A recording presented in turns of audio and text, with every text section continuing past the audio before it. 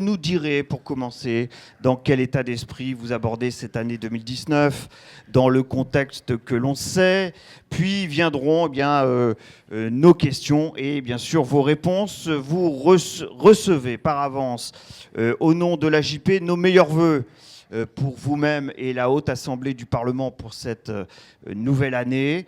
Une année que nous avons, pour notre part, entamée en signant avec 51 sociétés de journalistes, sociétés de rédacteurs et autres associations de journalistes, un texte commun pour apporter notre entier soutien à l'ensemble des journalistes et accompagnants qui, ces dernières semaines, ont été agressés ou blessés en couvrant des mobilisations de gilets jaunes. La presse n'est pas et ne doit pas être exempte de reproches, mais empêcher les journalistes dans un pays de faire leur travail, c'est empêcher les citoyens d'être informés, c'est menacer la démocratie. C'est ce que rappelle ce texte, et je sais par avance, Monsieur le Président du Sénat, que sur ce point, nous pouvons compter sur votre approbation. Je vous laisse la parole.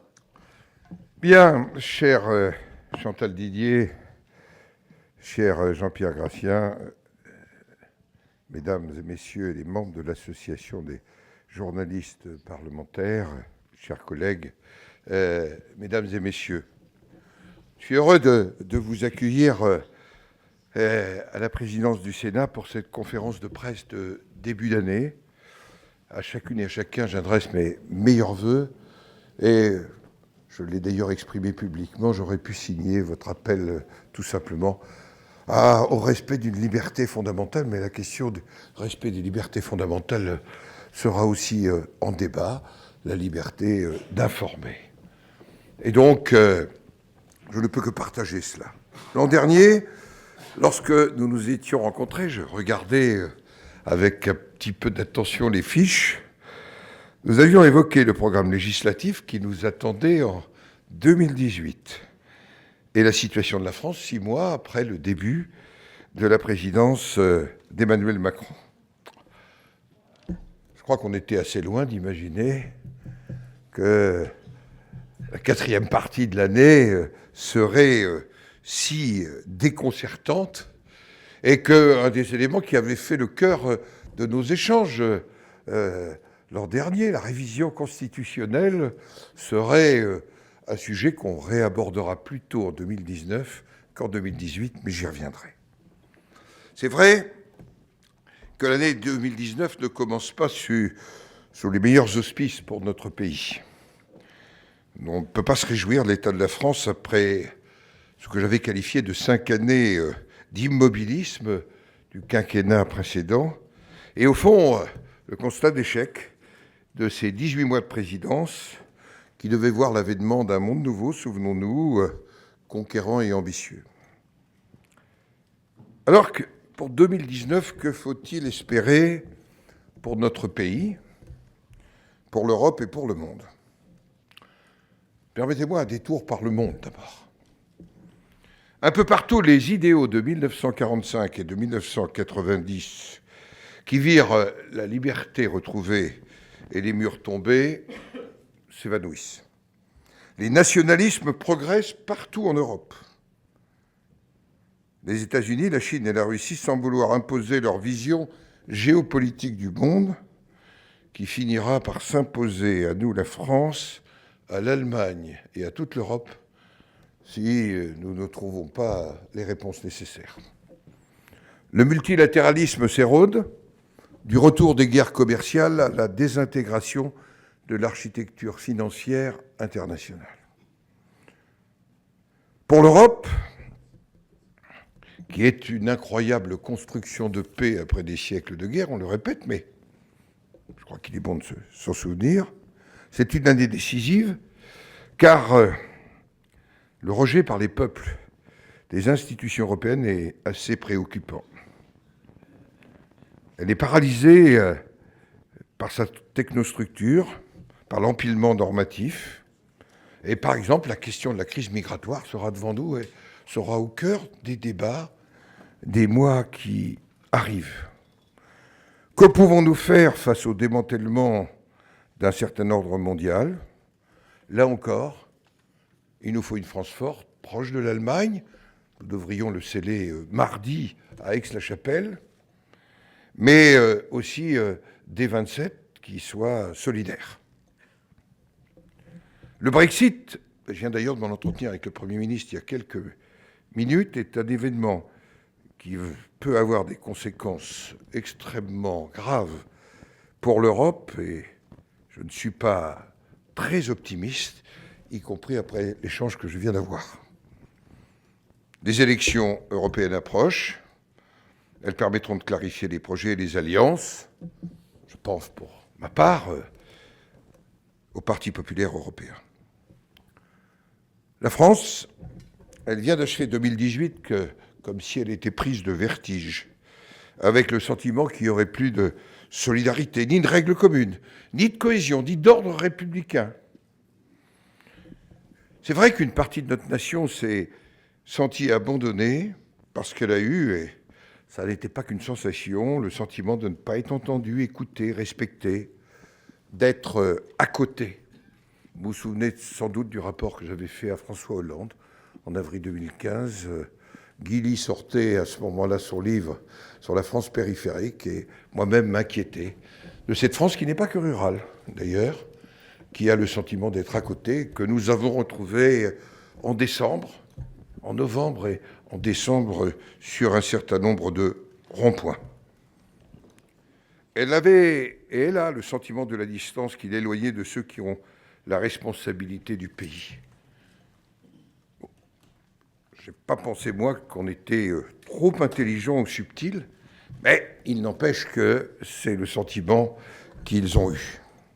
Au fond, ils ont été loin de la France qui travaille, les responsables, mais ne protestent jamais, celle qui paye toujours et reçoit moins, celle qui a le sentiment de l'inéquité fiscale, celle qui subit les grèves, les blocages et les retards dans une résignation qui ne pouvait plus durer.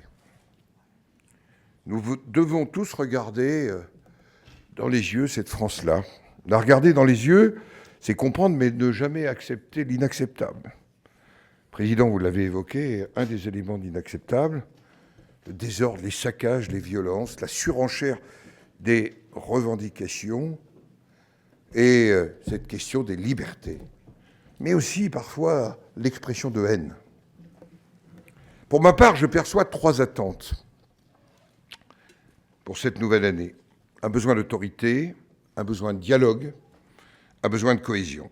3 attentes, c'est le respect de la loi de la République exercée par celles et ceux qui ont la charge de la mettre en œuvre, le respect des règles communes.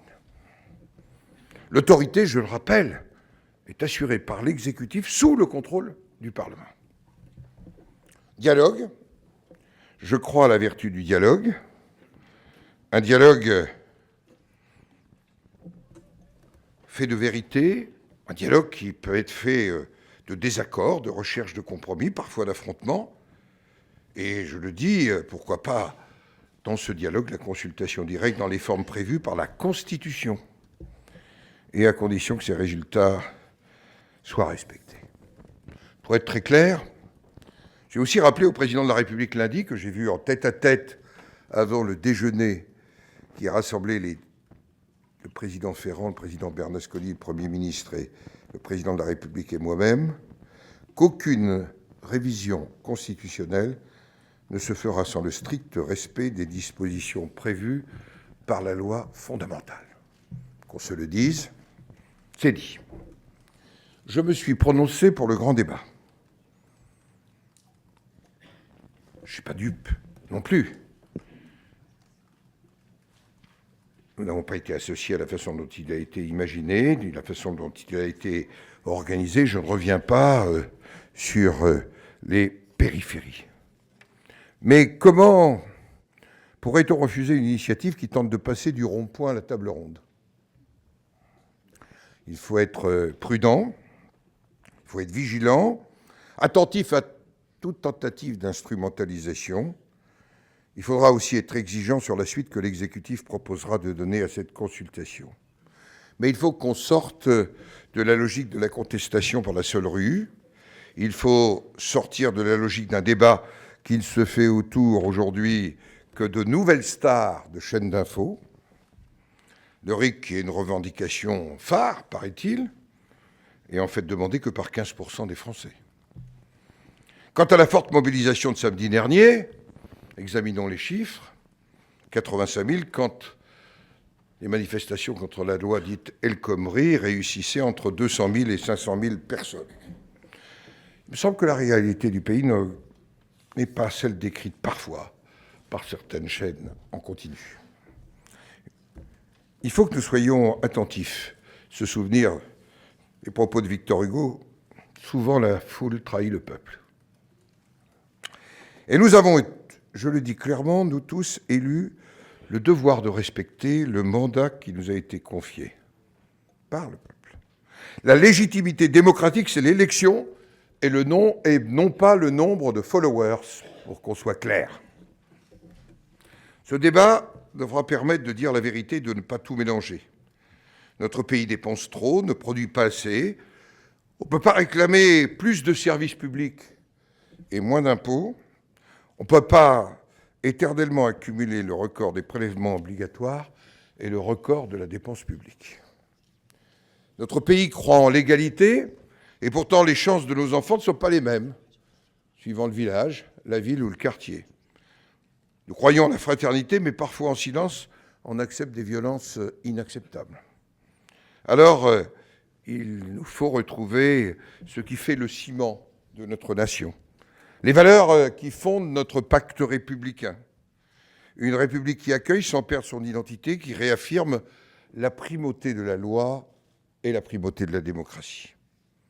Le gouvernement a décidé de confier à 2 ministres, Sébastien Lecornu et Emmanuelle Wargon, la mission de faire vivre le débat, je cite, d'en suivre l'évolution et d'organiser la mobilisation de tous. Pour, c'est la lettre du Premier ministre, en garantir l'indépendance, il propose un collège de garants de 5 membres, 2 nommés par l'exécutif, et il m'appartient de procéder à une nomination, tout comme le président de l'Assemblée nationale et le président du Conseil économique, social et environnemental. Si j'en ai accepté le principe, j'ai décidé de nommer Pascal Perrineau comme observateur de ce grand débat. Le terme de garant ne me paraissant pas approprié, et je l'ai dit au Premier ministre. Nous avons en effet rien à garantir, mais à observer le bon déroulement de ce débat dont la méthode et les thèmes n'ont pas été concertés avec nous, et c'est un droit, je le constate. Il devra examiner les conditions du débat, son déroulement, sa neutralité et sa sincérité. Dans ces temps de doute et de remise en question, je vous le dis, je crois fondamentalement à nos institutions. Je crois aux institutions de la Ve République qui nous ont permis de traverser bien des crises, même si elles ont été pour partie déstabilisées par la réforme du quinquennat. Je crois au bicamérisme, car que serait notre démocratie sans une assemblée qui ne procède pas de la seule élection présidentielle, une assemblée indépendante du fait majoritaire, une assemblée capable de contrôler l'action du gouvernement en toute indépendance. Le Sénat, que je suis fier de présider, propose des repères à la société. Il tient bon quand l'essentiel est en cause, une république une, indivisible, laïque, démocratique, sociale et décentralisée. C'est l'Assemblée des territoires. Je crois que le président de la République est en train de redécouvrir les territoires, de redécouvrir cette trame irremplaçable des 550 000 élus territoriaux qui permettent à la République de se tenir. Et je le dis souvent, la commune, c'est la petite République dans la grande. Et c'est elle, aujourd'hui, qu'on appelle au secours. Et vous voyez comme les maires sont républicains, comme les conseils municipaux sont républicains. Parce qu'au fond, sans se tromper sur la responsabilité qu'ils ne peuvent pas endosser, eh bien, tout simplement, ils permettent à la République, peut-être, de reprendre un cap, son souffle et la raison. Voilà, mesdames et messieurs, les quelques mots que je voulais dire en introduction par rapport à cela, par rapport à vos confrères journalistes parlementaires. Dire qu'à un moment où la démocratie représentative est questionnée, plus que jamais nous avons besoin de la démocratie représentative. Et ce temps de débat pourrait être un temps partagé, y compris avec le président de l'Assemblée nationale, en ce qui me concerne, parce que je crois qu'ensemble, nous avons à dire des choses aussi au pays. Ça n'est pas parce qu'on est dans une lettre où on pose beaucoup de questions, où d'ailleurs on ne se remet pas toujours en cause de sa propre gouvernance, nous ne nous interrogions pas sur la vitalité de la démocratie représentative. Voilà, et je me livre à vos questions. Voilà. Merci, Monsieur le Président. On va donc revenir sur notamment vos trois attentes pour cette nouvelle année que vous avez exprimées, autorité, dialogue, cohésion. Je vous rappelle les règles. Lorsque vous posez votre question, je vais vous demander tout simplement de vous présenter, ainsi que de présenter le média que vous représentez ou où vous travaillez. C'est Chantal Didier qui va vous poser, qui est à mes côtés bien sûr, et qui va vous poser la première question. Merci. Oui, Monsieur le Président, vous avez insisté sur les propos « Aucune révision constitutionnelle ne se fera sans le respect des dispositions prévues par la loi fondamentale ». On peut supposer que ça veut dire que vous êtes contre tout recours au référendum selon l'article 11, mais est-ce que c'est la bonne... Non, ce n'est pas la bonne interprétation. Donc, pouvez-vous expliciter ce que vous entendez par cette phrase que vous voulez ferme ? Je vais d'abord peut-être vous raconter ce que j'ai dit au président de la République, puisque je l'ai dit que je le dirai publiquement. D'abord, comme gaulliste, le référendum est un mode de consultation prévu par la Constitution et un mode de consultation que je ne récuse nullement. Mais l'article 11 prévoit un ensemble de dispositifs et des questions, l'organisation des pouvoirs publics, la révision de traités n'étant pas constitutionnelle, l'organisation économique, sociale et environnementale. Mais l'article 11 n'est pas une voie de révision de la Constitution.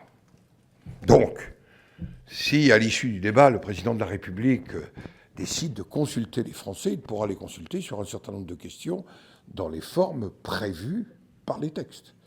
Qu'en ce qui concerne la révision de la Constitution, d'ailleurs c'est le dernier chapitre, article 89, le titre ça s'appelle « De la révision ». Et oui, et donc pour être extrêmement clair, alors je l'ai dit au président, et je lui ai posé la question aussi directe. Est-ce que votre déclaration du Congrès sur « je crois au bicamérisme », eh bien aujourd'hui, vous vous en affranchissez, il m'a dit non. Il m'a dit non, il n'est pas question de fusion dans ma tête entre le Conseil économique, social et environnemental et le Sénat. Et s'il devait être telle une proposition, elle ne pourrait passer que par l'article 89, c'est moi qui ai ajouté ça, et que de toute façon sur ce point, alors je vais vous dire, je suis peut-être rond, et là-dessus, il y a des larges inspirateurs ici qui conduiront mon attitude. Quel rôle, à titre personnel et en votre qualité de président du Sénat, entendez-vous jouer à l'occasion de ce grand débat, pour bien nous préciser les choses ? L'archer citoyen, l'archer sénateur des Yvelines participera au débat dans son territoire. J'ai entendu que d'autres participeraient au débat dans leur territoire. J'ai réuni mardi les présidents de groupe de toute sensibilité et il est apparu que l'institution n'avait pas aujourd'hui à faire un débat dans le débat, mais qu'à l'issue du débat, l'institution pourrait prendre des initiatives. Ensuite, il appartient à chaque groupe politique de contribuer s'il le souhaite, ou à chaque parti politique. Ça doit être un temps de liberté, parce que, au fond, la lettre du président de la République, c'est une manière de renouer avec le pays. Parce que c'est quand même assez incroyable la manière dont ça s'était délité en quelques semaines. Et dans cette manière de renouer avec le pays, il a mis quelques interdits. Et dans ces interdits, il y avait notamment ce qu'il avait fait.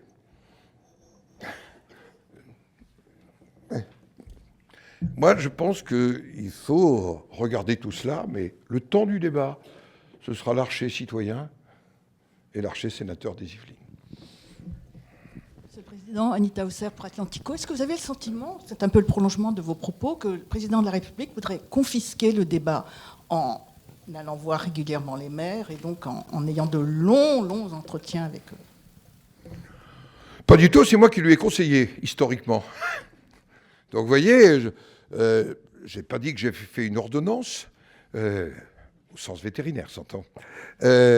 Mais j'avais dit qu'il n'était pas possible de ne pas aller voir les maires. Je lui avais dit, il s'en souvient très bien, parce qu'il m'a même dit dans notre avant-dernière rencontre, « Voyez, je vais aller voir les maires, je vous ai écouté. » J'avais tellement regretté qu'il n'aille pas au congrès des maires. Parce que c'était le lieu du rassemblement. Peut-être pour entendre des choses pas agréables, mais c'est tellement mieux de dialoguer, de se confronter, plutôt que de se retrouver dans une situation.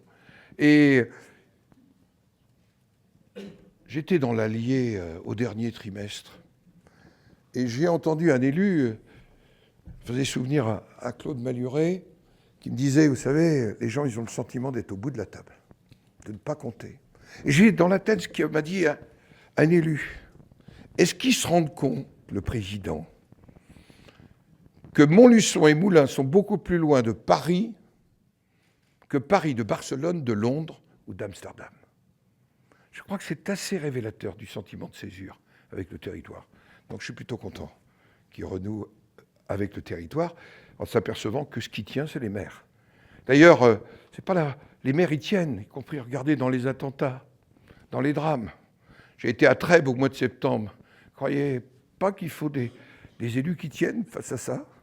Le maire de Strasbourg, dans les attentats de la fin de l'année, autour de qui les gens se retrouvent, quelle que soit la taille de la commune, qu'elle fasse 5000 habitants ou qu'elle en fasse 500 000, c'est d'abord autour des maires.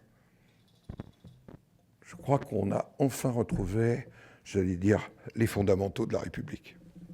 En face de vous. Tam Tranui pour Public Sénat.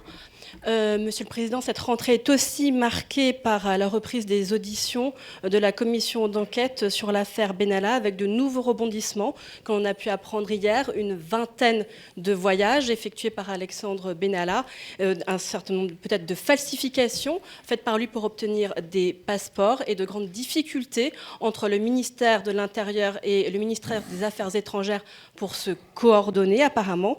Eh bien, quel regard portez-vous sur toutes ces révélations de cette affaire qui devient une série?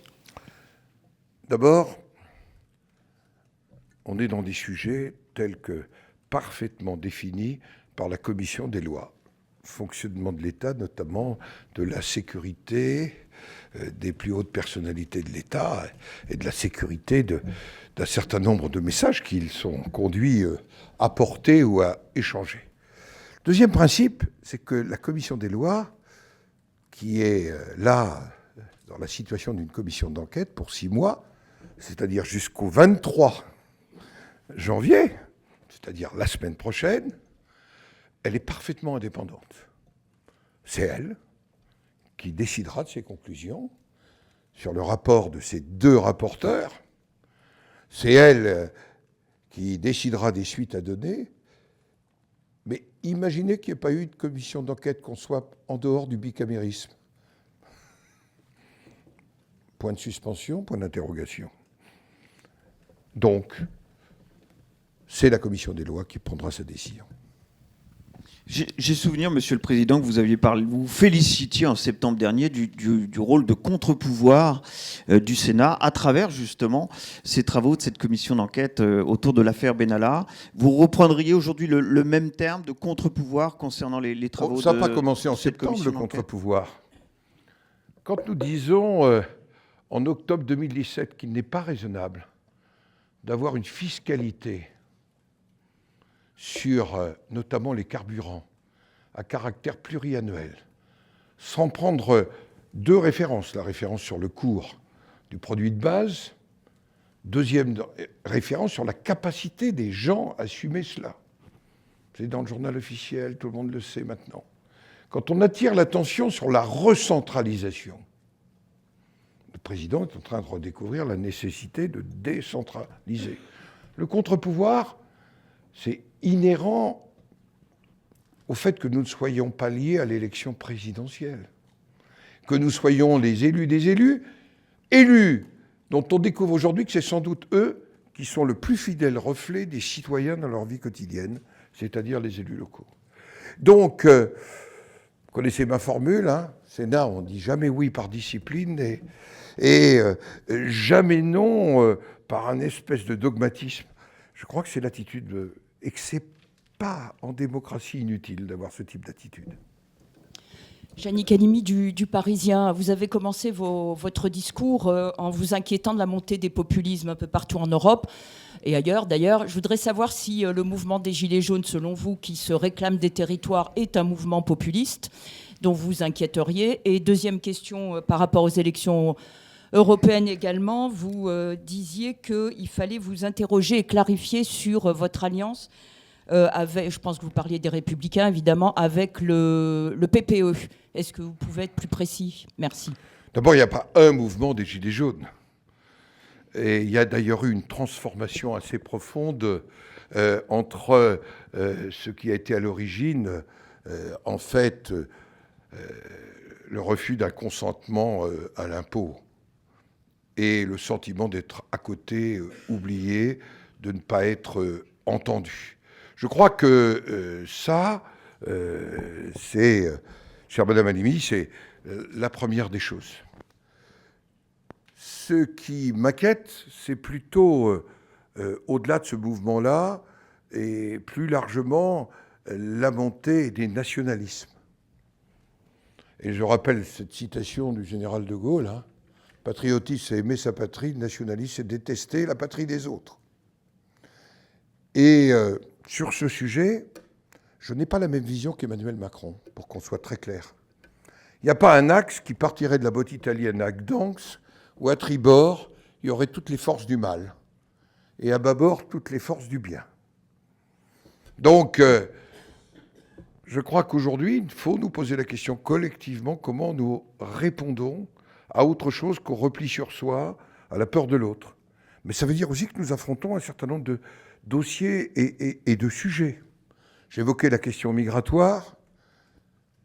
L'entretien que j'ai eu il y a quelque temps avec la présidente du Sénat néerlandais me démontre, elle qui appartient au groupe libéral, combien de sujets aux Pays-Bas, alors qu'ils ont 4% de chômage, que leur taux de croissance nous ferait rêver, il est le double du nôtre, combien cette question va être prégnante et combien la réponse en Europe ne doit être une réponse collective. Si l'Europe n'est pas en capacité d'apporter ces réponses, alors, j'allais dire, une situation à l'italienne pourrait être le réveil catastrophique que je crains. Alors, par rapport à la question que vous me posez sur les élections européennes et les Républicains appartiennent au Parti populaire européen.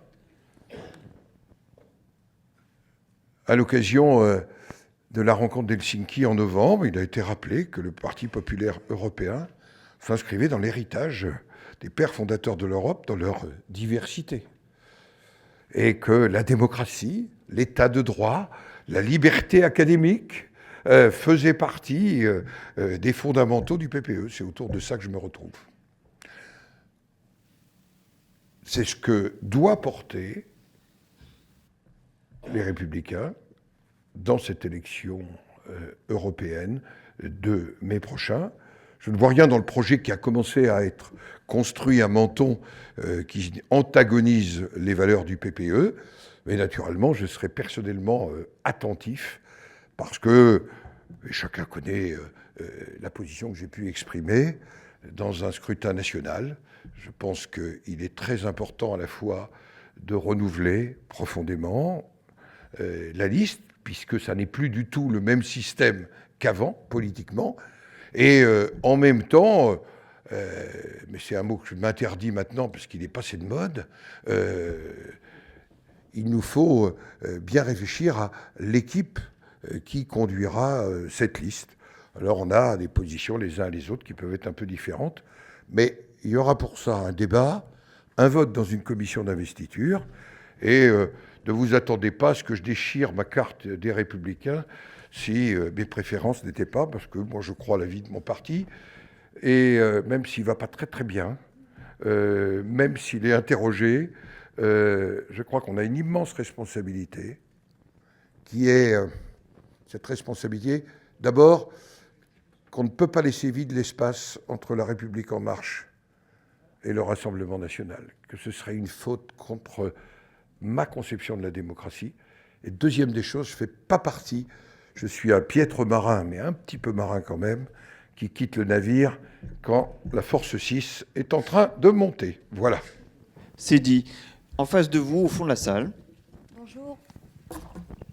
Bonjour, Manon Rascan du journal Le Monde. Vous avez déjà longuement évoqué le fait que le président de la République a évoqué la place du Sénat dans sa lettre aux Français. Est-ce que, je me permets une nouvelle question à ce sujet, comment vous le qualifieriez? Est-ce que c'est une provocation alors que un certain nombre enfin, en tout cas, c'est une question, la place du Sénat est énormément questionnée par le mouvement des Gilets jaunes et de manière générale dans l'opinion. Et ça amène une deuxième question qui est, est-ce que vous ne craignez pas que ce grand débat national ne vienne rajouter une forme d'antiparlementarisme, c'est-à-dire que la place des élus, l'image des élus ne soit pas largement questionnée et que en fait, les parlementaires soient une sorte de bouc émissaire qui émane de ce grand débat? Tout d'abord, il est sûr que la formulation, je voudrais vous préciser que le président de la République ne m'avait même pas prévenu de sa lettre, ni même que le Parlement allait être questionné. Alors qu'il avait su m'envoyer un message le 22 décembre pour remercier le Sénat sur la manière dont il s'était comporté au moment du complément, vous savez, du texte qui portait complément du projet de loi de finances. Je lui ai dit que je pensais que nous avions des relations loyales, sincères, et est-ce qu'à l'avenir, nos relations devraient se limiter à ce qui est prévu strictement dans la Constitution? Et que donc j'ai perçu cela. Il m'a assuré, et je ne suis pas naïf, mais je suis quelqu'un qui fait confiance, il m'a assuré qu'il n'en était rien. Donc j'en donne acte, et je lui ai dit que je le dirais publiquement. Ce que je fais ce matin. Je l'ai fait devant les présidents de groupe mardi. Vous savez, j'ai une sale manie, je note tout, y compris devant mon interlocuteur, ça fait 25 ans que ça dure. Donc ce que je vous dis, c'est mot à mot. Ce que je veux dire par rapport à ça, c'est qu'il faut qu'on soit très attentif à la démocratie représentative. La démocratie représentative, c'est un bien extrêmement précieux. Et on ne peut pas le livrer uniquement, j'allais dire, à l'encan d'un rétablissement politique transitoire.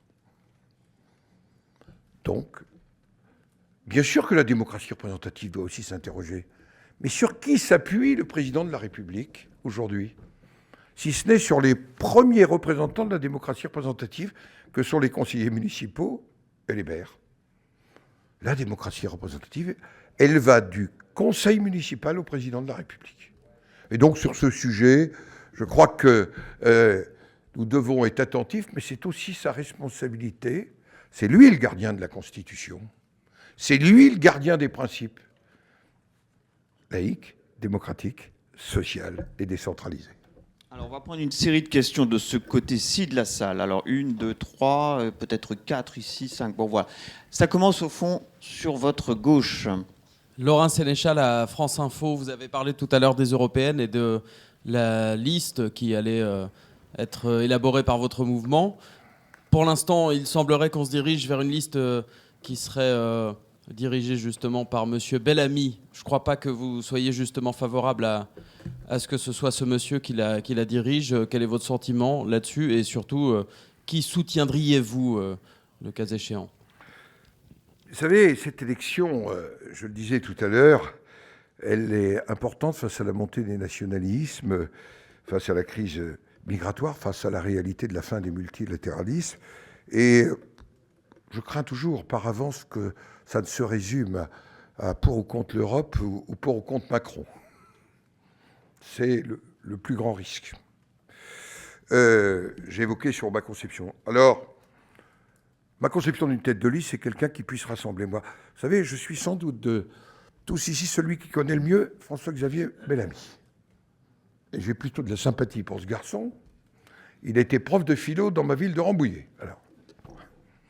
Et je le connais depuis longtemps. Il a des prises de position que je respecte, qui ne sont pas tout à fait les miennes sur un certain nombre de sujets de société. Je pense, moi, je le dirais, que l'équipe tête de liste doit incarner, et donc la tête de liste aussi, l'équilibre, j'allais dire le centre, l'épicentre du mouvement tel qu'il est. Mais il y a des procédures, il y a un débat, il y a une commission d'investiture, et nous aurons ce débat à ce moment-là, tranquillement, sereinement. Je crois que il y a des instances dans un mouvement politique, je respecte ces instances, j'en suis membre, j'en préside même une. Alors, je la respecterai aussi. Sur votre gauche. Christine Claire, le Télégramme de Brest, Midi Libre et Huffington Post. Monsieur le Président, je voudrais revenir aux mairies sur lesquelles vous avez insisté. On a vu qu'au cours du débat autour du Président de la République, il y avait plusieurs maires de toutes petites communes, y compris moins de 200 habitants. Je crois qu'il y a plus de 30 000 communes en France. Vous semblez leur être très attaché. Comment est-ce compatible avec les réductions de dépenses publiques et du nombre de fonctionnaires que vous avez soutenus quand vous avez soutenu la campagne de François Fillon, qui voulait réduire, je crois, d'à peu près 500 000 le nombre de fonctionnaires? Comment faites-vous? J'ose pouvoir vous dire que ce n'est pas dans ces communes-là que la dépense publique est majeure et que le nombre de fonctionnaires est majeur. On est sans doute même dans le modèle organisationnel et économique le plus productif, puisque une grande partie de cette production repose sur le bénévolat. Je pourrais vous emmener à moins de 60 km de Paris, voir des maires et des équipes municipales qui procèdent au fleurissement, qui au nettoyage, qui à l'entretien, parce qu'ils tiennent le territoire. Et donc, ce que je constate aussi, c'est que, effet sans doute de la diminution des dotations, les seuls qui réduisent les dépenses publiques, c'est les communes. Et qu'aujourd'hui, le sujet majeur, vous avez raison, c'est la diminution de la dépense publique. Parce que la réalité, c'est qu'on ne pourra pas dépenser plus sans produire plus, sans créer de richesse. Et là, je partage avec le président de la République. Si le langage de la vérité est simple à dire, c'est, je crois, Sénèque qui disait ça dans une lettre à Licinius, eh bien, je dois vous dire que si le langage de la vérité, c'est celui-là. Donc, bien sûr qu'il faut rechercher plus d'équité fiscale, mais le premier des défis, c'est à la fois de produire plus, créer des richesses et dépenser moins. Dans le fameux kit de Bercy, vous voyez bien le ratio. Sur 1000, 556 sociaux, et ce dont on parle le plus, le coût du gouvernement, du Parlement, 1 euro sur 1000. C'est là où il faut remettre les choses aussi en perspective. Par contre, je pense que la diminution de la dépense publique, c'est vrai, passe par la fin des doublons, sur le territoire notamment, qui sont très nombreux. L'expérience que nous avons, nous les sénateurs, c'est de le voir. C'est aussi le rééquilibrage en faveur d'un certain nombre de territoires. Hier soir, je voyais le président des Hauts-de-France, et j'étais dans une commune prospère. Et je lui disais que je sentais beaucoup de différences, d'ailleurs, entre nos collectivités territoriales, mais le même engagement pour la République, mais beaucoup de différences. Et que, puisque nous devions revoir, dans un projet de loi de finances rectificative, les fiscalités territoriales et engager les réformes de dotation, je note que ce sujet a été retiré aujourd'hui de l'ordre du jour. Et que si on veut combattre les inéquités territoriales, si on veut en même temps diminuer la dépense publique, il faudra bien qu'on se repose un certain nombre de questions et qu'on ne pourra pas différer l'approche de ces questions éternellement. Ici, Nicolas Prissette, éditorialiste pour BFM. Vous avez évoqué tout à l'heure le mouvement des Gilets jaunes qui a explicitement soulevé des questions d'ordre institutionnel. Vous avez parlé du référendum, vous êtes exprimé là-dessus, mais il a aussi d'autres questions qui sont plus implicites de la part de ce mouvement, toujours sur le plan institutionnel, et qu'on retrouve aussi plus largement dans le sondage du Cevipof de la semaine dernière sur la notion d'efficacité de la politique, sur la notion d'utilité du vote. Est-ce que la réforme constitutionnelle telle qu'elle est aujourd'hui, entre parenthèses, mais avec le contenu qu'on connaît, vous paraît suffisante pour répondre à ces questions, à ces attentes sur l'efficacité de la politique et de l'action politique dans le cadre qui existe? Est-ce que cette réforme est suffisante aujourd'hui? Est-ce que vous êtes ouvert à discuter d'autres points? Merci.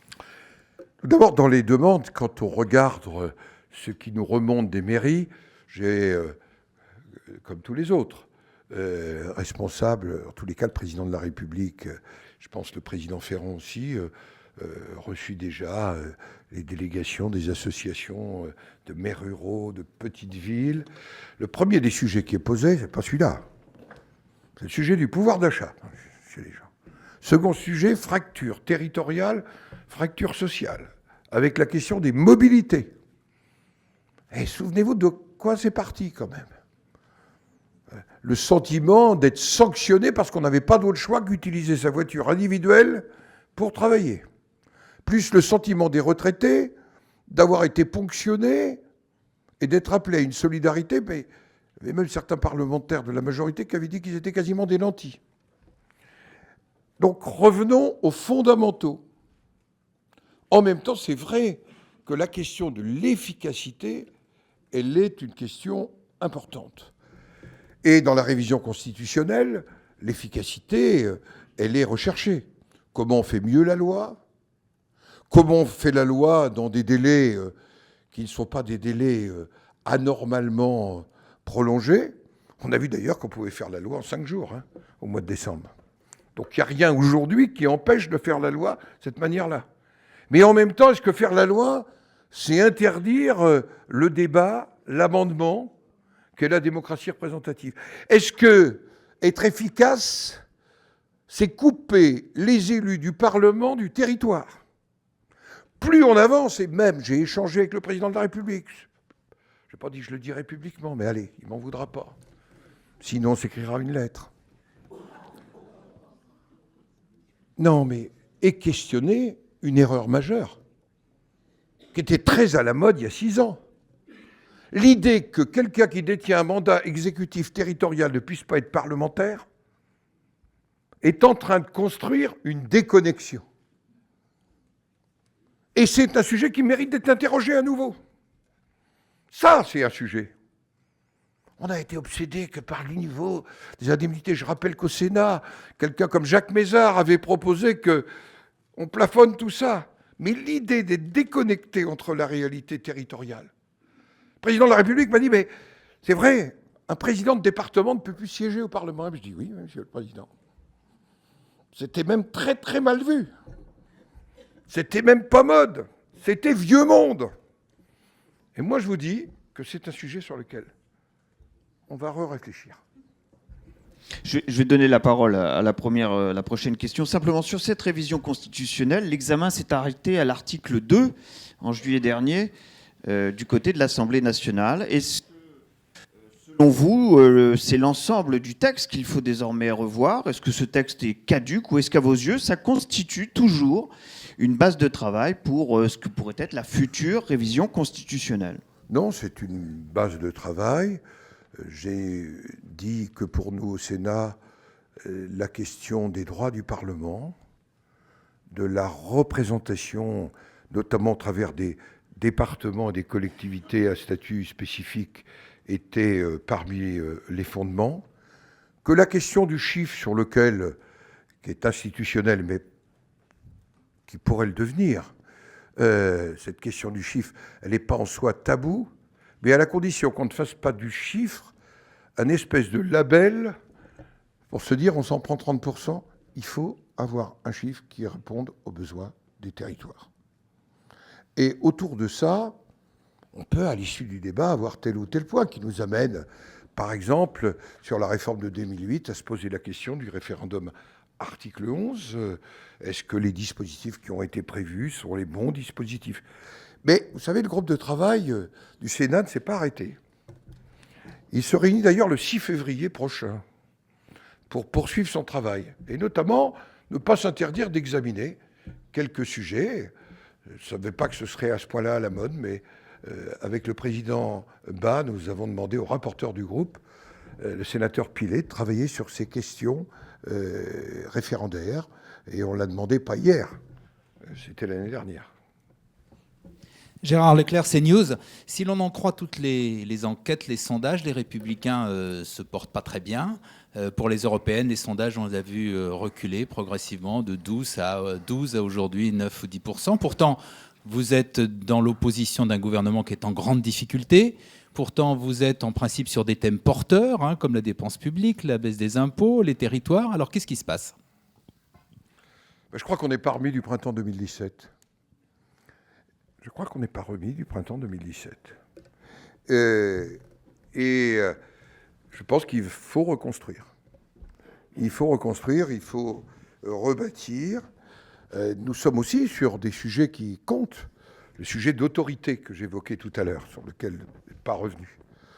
On s'aperçoit d'ailleurs qu'on va examiner à l'Assemblée nationale une proposition de loi du Sénat, dont vous avez un des auteurs au premier rang, qui visait à répondre non pas au sujet de décembre ou de janvier, mais à des réalités vécues au moment de la loi El Khomri, au moment de ce qui s'est passé à Notre-Dame-des-Landes. Et c'était chic de regarder ça sans se poser la question de l'autorité. Nous sommes aussi un mouvement politique qui fait de l'autorité quelque chose d'important. Vous savez, parce que la République, elle a besoin de la loi, et la liberté, elle a besoin de la loi. Elle a donc besoin d'autorité. Il va falloir que nous poursuivions ce travail, mais je redis ce que j'ai dit au tout début. Nous avons la responsabilité d'être dans l'espace entre la République en marche. Il n'y a pas beaucoup de partis politiques qui a besoin d'alliés, je le dis devant Hervé Marseille, d'alliés, parce que je n'imagine pas d'autres alliances qu'avec le centre. Vous savez que pour moi, il y a une barrière, même pas hermétique, totalement cadenassée, impensable, qui serait celle avec l'extrême droite, mais nous avons besoin d'occuper cet espace, d'y reconstruire un projet, et d'y reconstruire un projet en allant plus loin dans la bataille des idées. Qu'est-ce que ça veut dire d'être au centre et à droite aujourd'hui ? Quel projet de société on porte ? Quelles sont les valeurs ? Comment, dans notre diversité, y compris sur des sujets de société, on est capable ensemble d'imaginer la société qu'on a envie de porter ? C'est ça, me semble-t-il, ce que nous avons à conduire.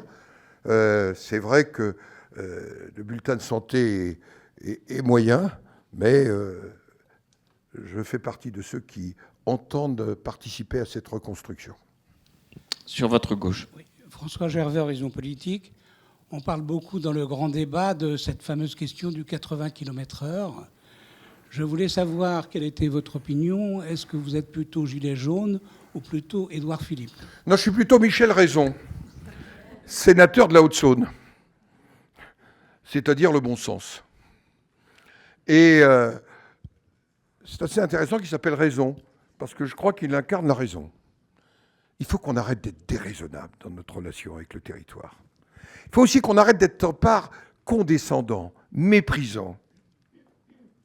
Il faut que les politiques soient à l'écoute aussi de ce que disent les gens, ce que les collègues parlementaires font remonter.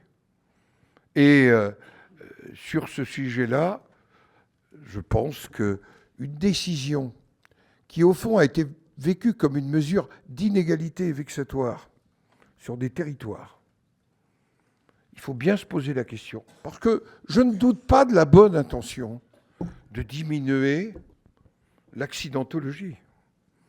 Loin de moi de penser que le Premier ministre ait voulu, en quelque sorte, mépriser. Mais quand une décision est construite de cette nature, est-ce qu'elle doit, comme le disait Michel Raison dans son rapport, être univoque, s'appliquer partout sur le territoire ? Est-ce que ça a du sens ? Il faut qu'on colle avec la proximité.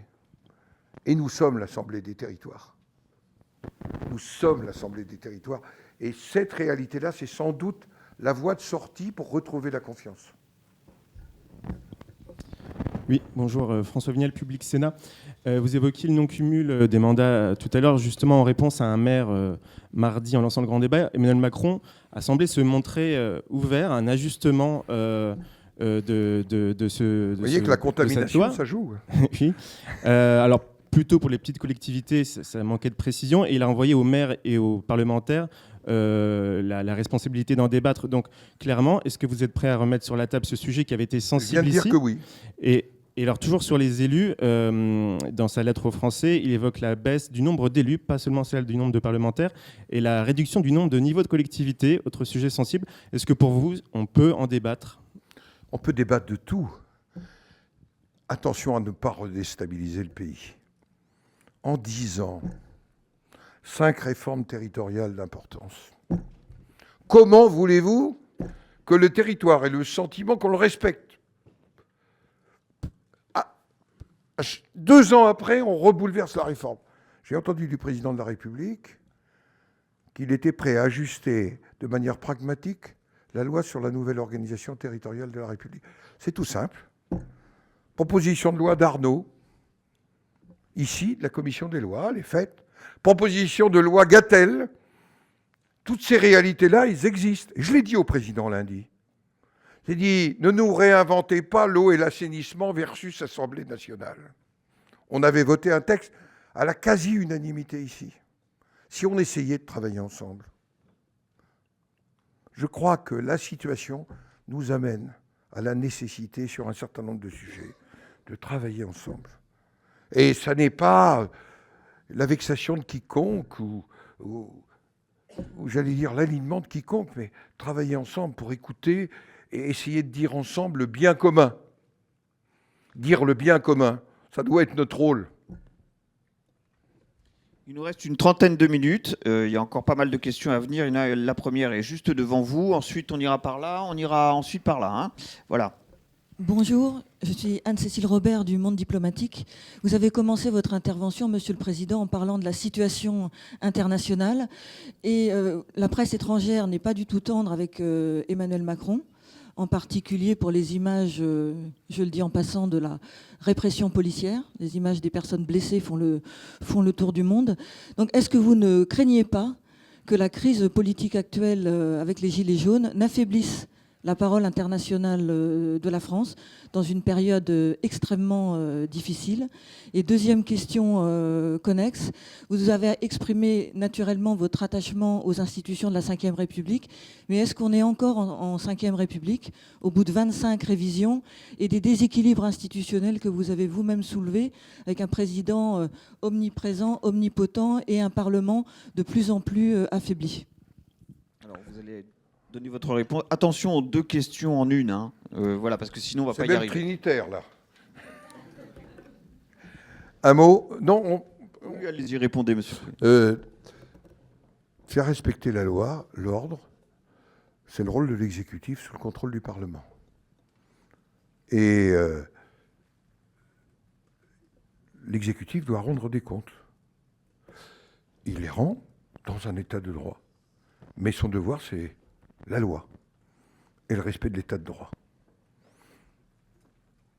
Les jugements portés par d'autres pays, parfois, devraient être marqués par le regard sur eux-mêmes, parfois aussi, si vous voulez que je vous dise. Enfin, ce qui se passe à la frontière mexicaine, par exemple. Non mais, bon, donc, non, mais vous êtes le monde diplomatique, j'ai évoqué les États-Unis. Non, parce que j'ai vu des tweets. Bon, vous voyez qui ça peut être. Bon. La deuxième des choses, c'est la parole de la France dans le monde. C'est vrai qu'on a un sujet. Face à la fin du multilatéralisme, la parole de la France, il faut qu'elle compte. Je disais tout à l'heure que le nouveau traité de l'Élysée, je l'espère, devrait nous permettre de reprendre la France et l'Allemagne, mais chacun sait que c'est la France qui peut porter un certain nombre de choses. Et que l'Allemagne, pour différentes raisons liées à l'histoire, ne peut pas les exprimer de la même manière. Voilà pourquoi la place et le rôle de la France, nous devons la préserver. Voilà pourquoi c'est aussi essentiel. J'ai commencé avec la fin du multilatéralisme. C'est parce que c'est une inquiétude. c'est une inquiétude profonde que je ressens dans tous les pays. Il se trouve que jusqu'en juillet, je préside les Sénats d'Europe. Et que nous sommes en train d'avoir des relations avec les Sénats d'Afrique. Et que nous allons, au mois de juin, tous nous retrouver ici pour parler du développement, des questions migratoires, de ces sujets-là. Et croyez-moi, le sentiment, c'est que avec la fin du multilatéralisme et, j'allais dire, l'abandon des États-Unis et la livraison à la voracité chinoise, parce que c'est comme ça, la vérité, aussi qu'on se la dise, plus que jamais, ils ont besoin d'une France présente, mais aussi d'une Europe présente sur ces sujets-là. Voilà ma vision des choses. Monsieur le Président, Jacques Massé, journaliste honoraire, forcément honoraire. Vous savez, moi je suis maire honoraire aussi. Alors, la question... vous évoquiez tout à l'heure la qualité des travaux du Sénat concernant la proposition de loi Retailleau sur le maintien de l'ordre et ce qu'on pourrait assimiler à une sorte de loi anti-casseurs. À l'origine, et vous en parliez, ça faisait référence d'une certaine manière, c'était influencé par Notre-Dame-des-Landes et les violences au moment des manifestations de la loi El Khomri.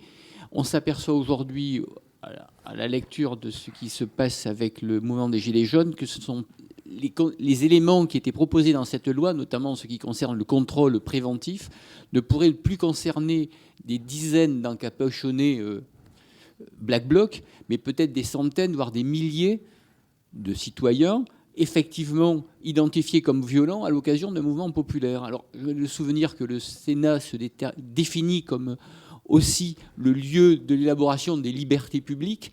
Comment ces éléments nouveaux qui sont apparus, qui peuvent être là gravissimes pour les libertés publiques, pourront être pris en compte en retour par le Sénat lorsque le nouveau projet de loi gouvernemental sera examiné au Sénat après l'Assemblée ces prochains 15 jours.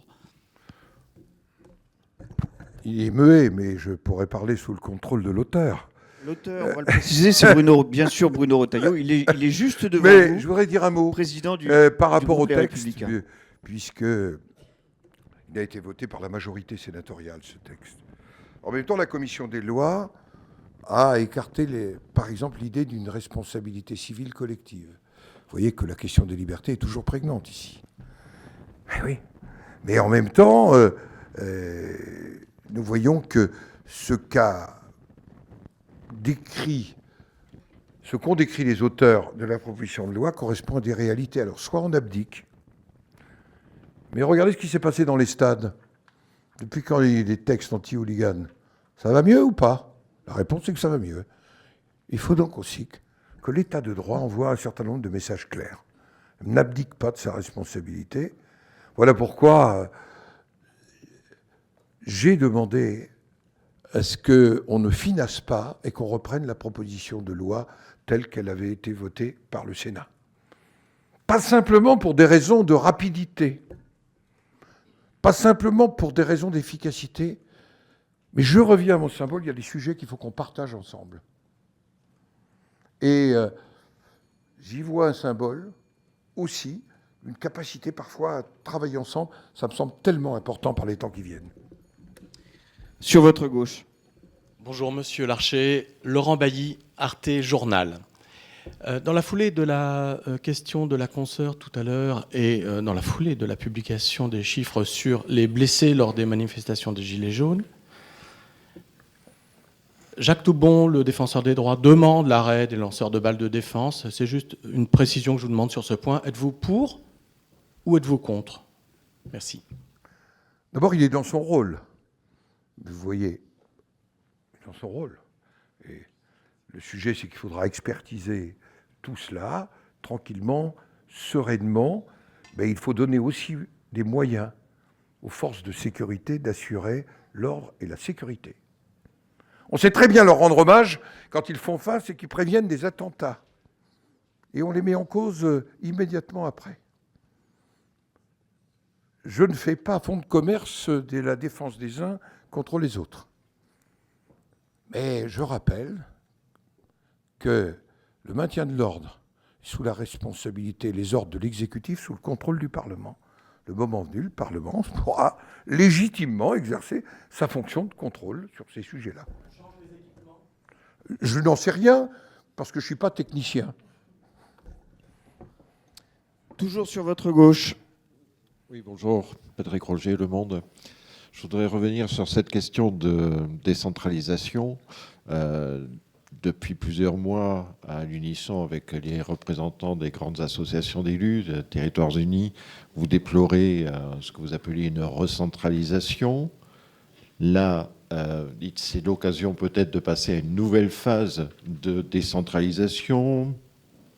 Emmanuel Macron, avant-hier dans l'heure, dit qu'il n'était pas opposé à mettre ça au débat, mais il met quand même un certain nombre de réserves. Il émet un certain nombre de réserves en disant attention, les Français aussi sont attachés à l'égalité et il faut veiller à ce que ça ne contribue pas à créer de nouvelles inégalités territoriales.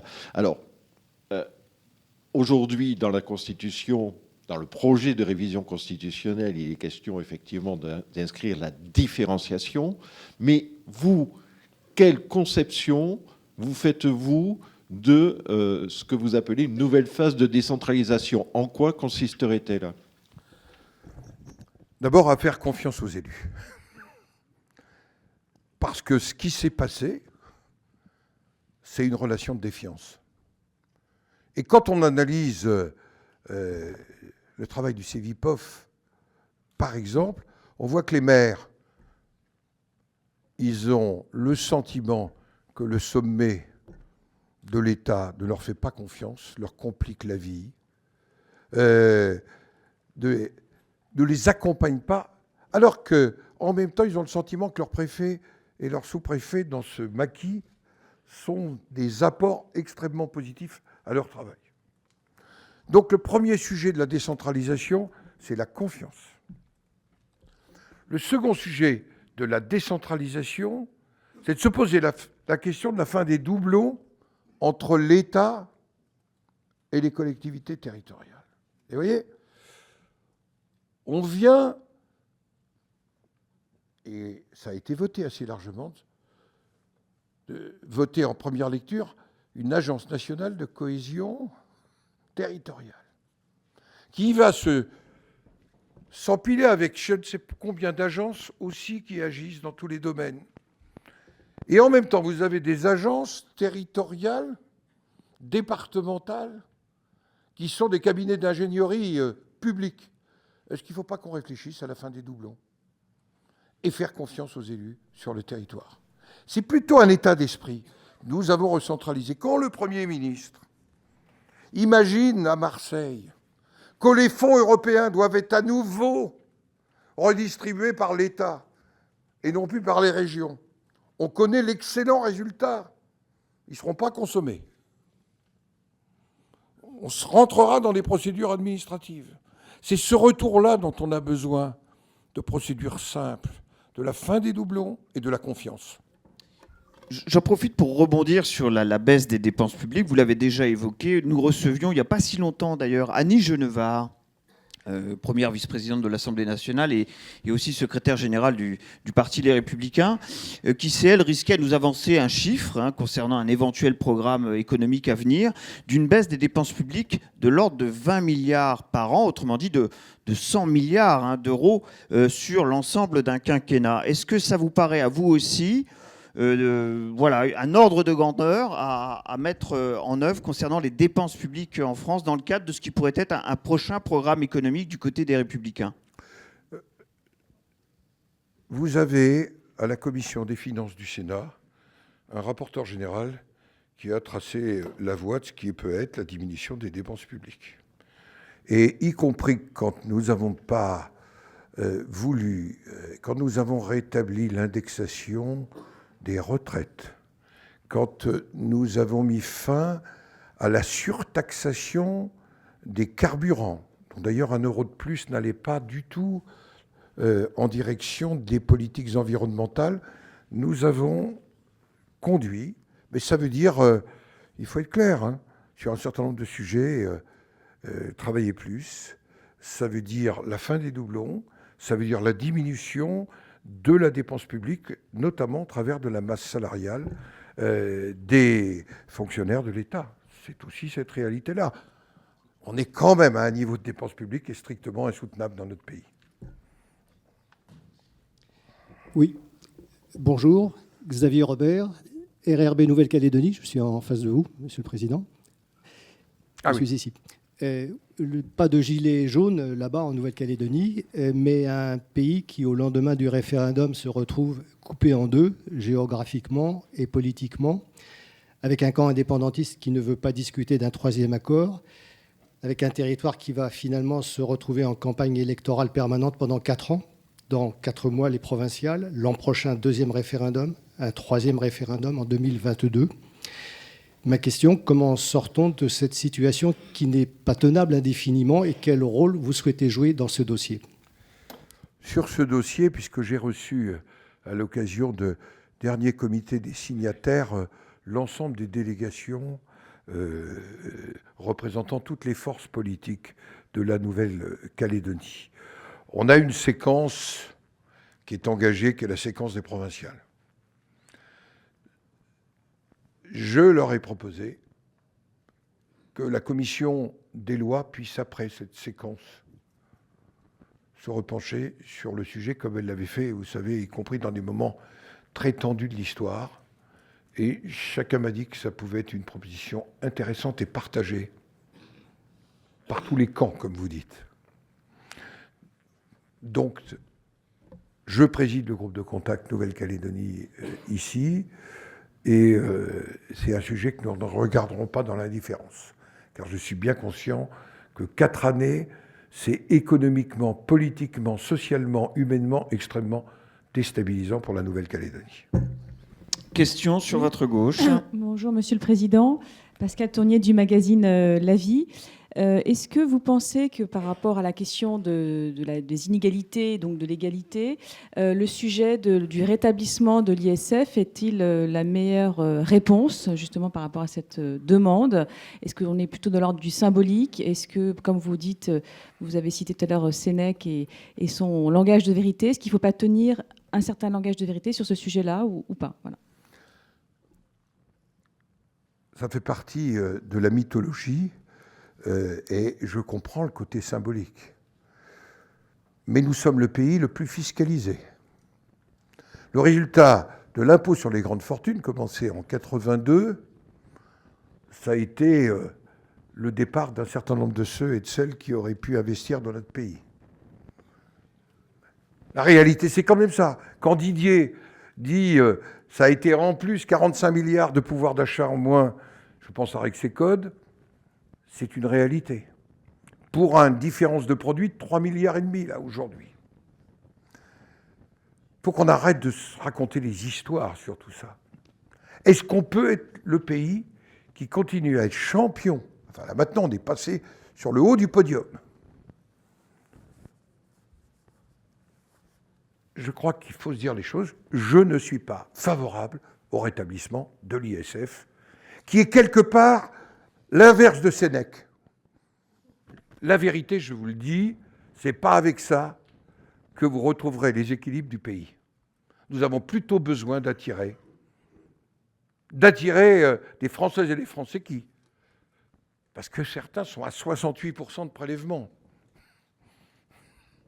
Je ne suis pas là en train de les défendre, mais où est-ce que finalement on préfère que ce soit des fonds chinois ou des fonds de pension qui, j'allais dire, contribuent au développement de notre pays? Je continue à avoir une vision de la souveraineté.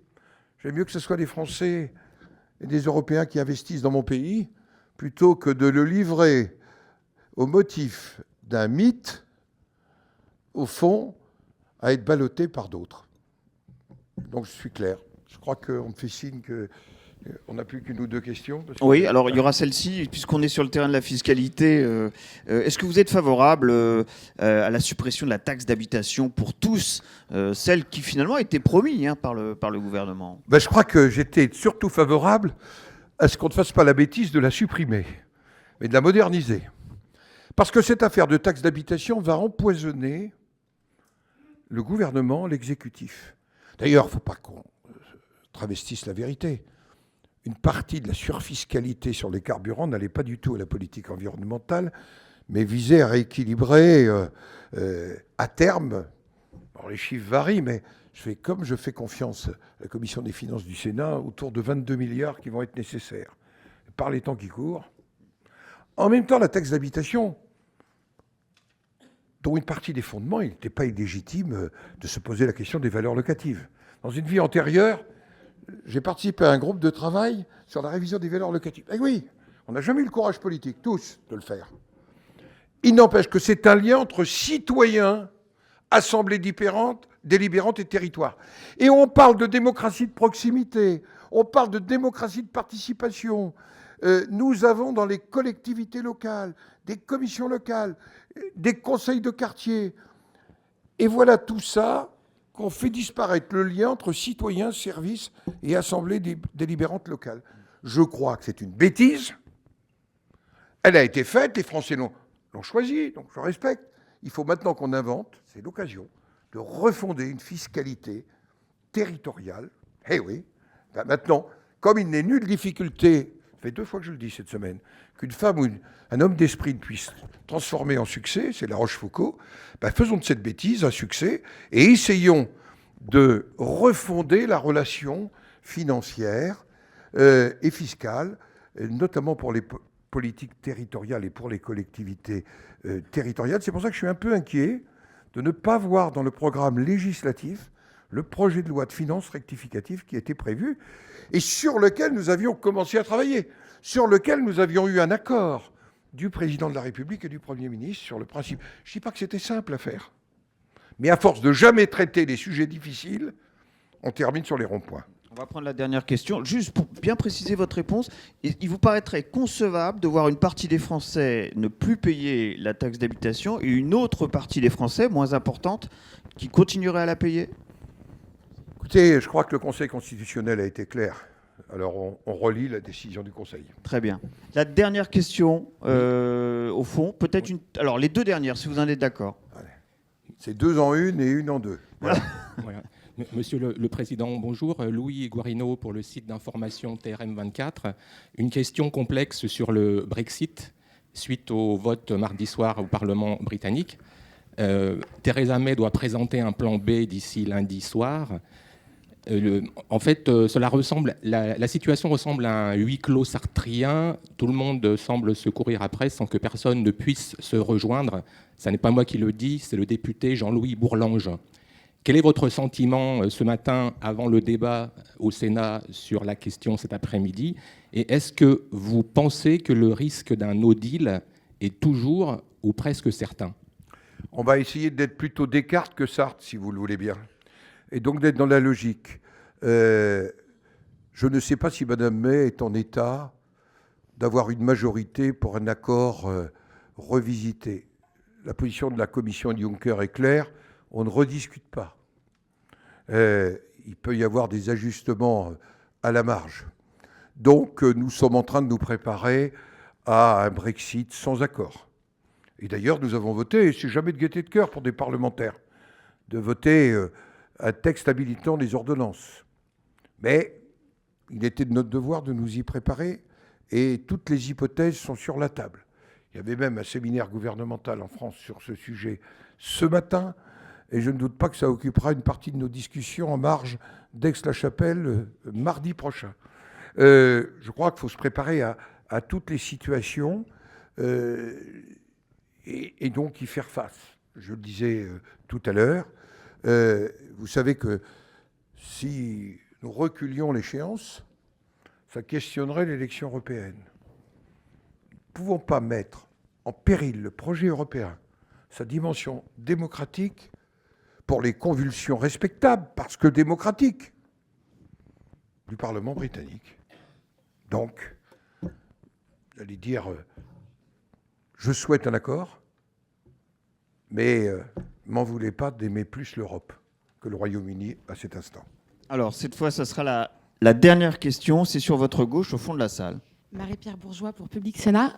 Lors de vos vœux à la presse en 2016, vous aviez indiqué qu'au dernier trimestre 2015, 14 sénateurs avaient été sanctionnés pour absentéisme pour un montant moyen de 2100 €. Est-ce que vous avez des chiffres plus récents à nous communiquer ?